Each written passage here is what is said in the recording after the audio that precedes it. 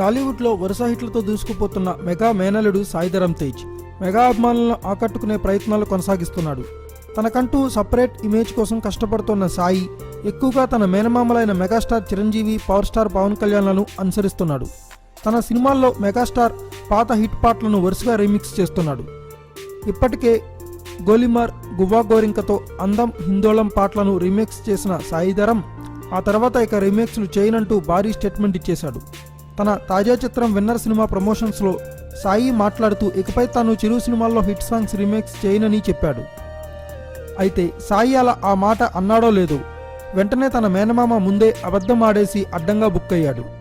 గురువారం ప్రసారమైన చిరు మీలో ఎవరు కోటేశ్వరుడు షోకు సాయి గెస్ట్గా వచ్చాడు. ఈ సందర్భంగా తాను 2 రోజుల క్రితం ఆడిన మాటను తప్పేశాడు. చిరు కెరీర్లోనే బెస్ట్ మెలోడీ అన్న పేరున్న మళ్ళీ మళ్ళీ ఇది రాని రోజు పాటను రీమిక్స్ చేయాలనుందంటూ మెగాస్టార్ ముందే ఓపెన్ అయిపోయాడు.